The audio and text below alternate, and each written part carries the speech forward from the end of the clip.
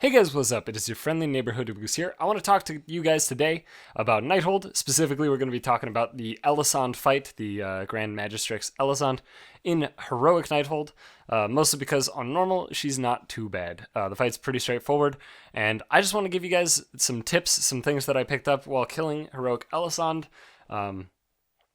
That might assist you if you guys are potentially struggling with it. So this is going to be from a healer perspective, so I'm sorry I don't have the greatest idea of like the damage perspective. Obviously I know what they do, it's just that I do not personally have that experience, so I will be talking mostly from a healer perspective, but some of these tips can work for everybody. So first things first, you can very clearly see how I'm positioning myself on this orb, or on the slow field for the rings.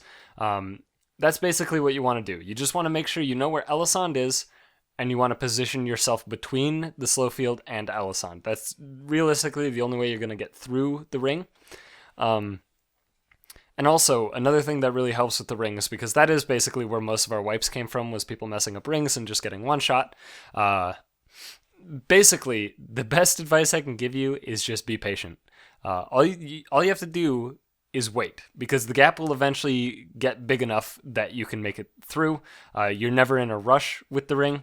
Well, there's a very rare edge case where you can be in a rush, but I'll talk about that a bit later. For the most part, there's no rush, and as you can see, the rings that went through the slow field are actually slowed until they're done.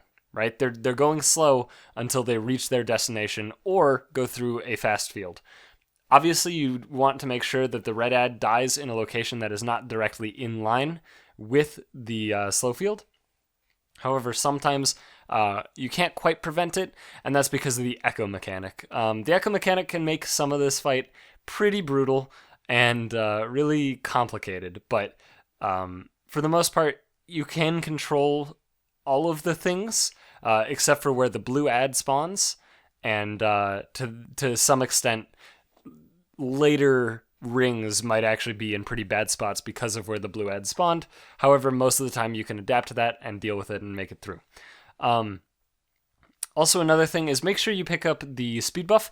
It seemed with our raid size for when we were doing Elisande, everybody could grab the speed buff one time, and then DPS could pick it up an extra time. Some DPS could pick it up an extra time, but there's definitely not enough for every single person to grab two.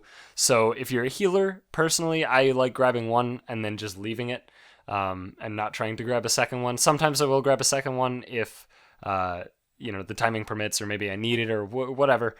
Edge cases again, just judge it for yourself, but for the most part I would say a healer doesn't actually need to grab it an extra time. It does help quite a bit when it comes to healing though, as some of the parts of the fight are very healing intensive, so do keep that in mind. Other than that, it is a marathon. This fight is a fucking marathon, okay? If you are low mana, if you're even half mana as a healer at the start of phase 2, you done fucked up real bad, right?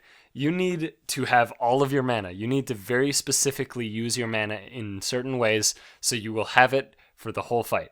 Because this fight is 3 phases, and every phase, you got to get Elisande to 10%, except the last phase where she needs to go to 0.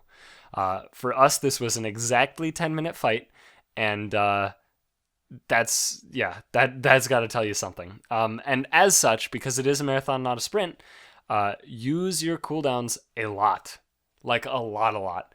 There is no reason that you shouldn't be using your healing cooldowns in phase 1. No reason. Even if you don't need to, even if people are getting topped, just call, I'm tranking, right? And then other healers will know, okay, I can chill on mana for a second, maybe only pay attention to people who are about to spike, stuff like that, right? Or if you're not a Resto Druid, if you're a Resto Shaman, be like popping Tide or whatever you got to do, right? Just make sure your other healers know that you are popping a cooldown so they can also conserve mana, because healing cooldowns are incredibly mana efficient and also are really good at healing the whole raid. So it's kind of a double whammy when you pop one, because as you can see, I'm popping Trank. This cost me basically no mana, right? I'm going to regen that mana in the duration of Trank, and it also allows my other healers to save mana because they don't really need to be paying attention and healing a lot. So definitely keep that in mind. We did, as you can probably see, we did mess up a mechanic here with the orbs in phase 2. In phase 2, there are orbs that fall from the ceiling, and there are, it seems, 3 around the room. Maybe it's more with a higher raid size, I'm uncertain.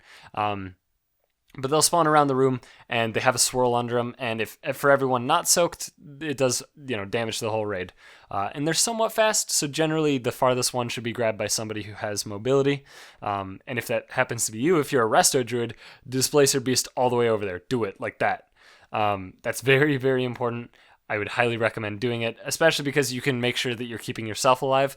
If it's a DPS and they're not quite topped and they go to soak an orb, maybe they'll even die to the orb. So you really don't want that to happen. This was a really bad situation. I got into a bad spot and got clipped by a ring.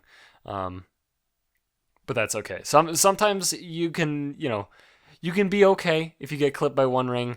2 rings is certain death pretty much every single time. And most of the time 1 ring can be death. So definitely avoid the rings. That is, honestly, most of our progression was because of those rings. And you're probably seeing my mana right now and going, hey, UberGoose, you said it's a marathon, not a sprint. Where the fuck's your mana? You just said if you're at like half mana at the end of phase 2, you're bad. Well, here's the thing. I still have a mana potion ready to go. I am planning on going into phase 3 with somewhere around 10 to 20% mana, which is low. Not the worst, but like it's very low. And I am actually going to be like under that for the most part. However, you do regen a little bit there after she phases, but before you actually go back, and then you regen a bit, as you're coming out of that. So you do have some nice windows to regen mana. I also still have mana pot ready to go, and also I have innervate coming up in 20 seconds. And I know all of these things, so I can kind of prepare and kind of use my mana, especially because we lost a healer, so we need to do a bit more healing than we were doing previously. This is still a little uncomfortable. The pacing of the mana is still a little bit on the bad side, but it will be workable. So here's the orb thing again. Just make sure that you're hyper aware when DBM announces it, and you look around and you see if any are uncovered. If you're right next to one, just dip in, right? Just pop in it. Who cares?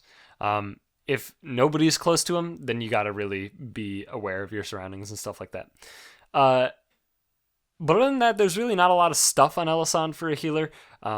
There are like tank mechanics. There are things like for DPS, it seemed that it worked out best for us to have ranged hyper-focused on the blue ad, while melee would kind of either cleave or go on the red ad. And this mostly mattered during opening burst, because you do actually lust at the start, as it will allow for lust to be up at the end. Assuming the fight takes you about 10 minutes, which for most people it does. And here's the cool thing too, with the speed up and slowdown, it seems that Sated goes off a little bit faster. For example, our fight was 10 minutes, but we were able to get a lust on a bunch of people before 10 minutes, even though we lusted right at the start, which doesn't really make sense, because the lust debuff is 10 minutes, but it did work. So you can definitely lust twice on this fight if you're par for the course. And so in the opening burst, there is a problem of potentially killing the blue ad too quickly, and then you won't actually have the slow field out for, there's a moment where you're killing a blue ad and rings are coming in, and unless you kill that blue ad really quick, you need the previous blue ad's zone to slow the rings to find a gap. And that's basically the situation that happened, which is why we made sure to keep ranged hyper-focused on the blue, but not keep everybody on the blue ad, because if we did keep everybody on the blue ad, it would die too soon, and then his blue zone would go away too soon. And then if the blue zone goes away too soon, we don't even have a gap to go through rings, and it's a wipe. But yeah, again, other than that, there's really not too much to say. This fight's fascinating. It's really good, like in a lot of ways. I said in my first impressions video, it felt like mechanics are missing. I feel as if that was entirely warranted and now very defensible position, because it did feel like in normal, there just weren't enough mechanics. And part of that had to do with the fact that there was no echo mechanic. Without the echo mechanic, it feels like Elisande doesn't do enough stuff. If you don't know how the echo mechanic works, and this is why you lust at the start, by the way, is basically she'll do phase 1 every other phase, right? In phase 2, you will still get the same timings as you got in phase 1. So the faster phase 1 ends, that means you have more leeway after you get past the timing window of phase 1 in phases 2 and 3. You have a lot more leeway, and there won't be as many mechanics once you get past that point. At least that's what I'm assuming. I don't think we ever got like super past the point, so I can't really fully confirm that. It might also just be that the echoes that she lays down just do the ring, occasionally. Honestly, I'm not 100% certain, but as it was described to me, basically she repeats phase 1 in future phases. So it is true that in phase 1 she was missing mechanics. So anyway, that's Elisande. Hope you guys enjoyed this video, and yeah, I got footage. Woo, isn't that cool? I wasn't recording for most of Nighthold, in fact, pretty much all of Nighthold until Elisande, simply because I didn't know how my computer would handle it. So on normal, I went all the way through without actually recording it all, and then we just did heroic. We only did a few bosses on heroic on the first night, and then past that, we kind of, on the second night. No, first night? What happened? I don't remember. It was a long first week. We did a lot of extra raiding on this week. We're only a 2-night guild, but we did so much raiding this week. Like, let me see. We did on the first night. So on Tuesday we did like 6 hours. Something like that. No. Yeah, 6 hours. Yeah, we did 6 hours on Tuesday. We then did our normal rate of 3 hours on Thursday. And then on Saturday, we did 7 hours. And then tonight, which is Sunday night as I'm recording this, we attempted Gul'dan for about 3.5 hours, and we couldn't get him down. But we made a lot of progress on that fight, and hopefully we do get Gul'dan down next week. I don't know if we're going to venture into Mythic. If we do, of course, I'll try to record it. But anyway, that's it. Thanks for watching, and I'll see you guys later.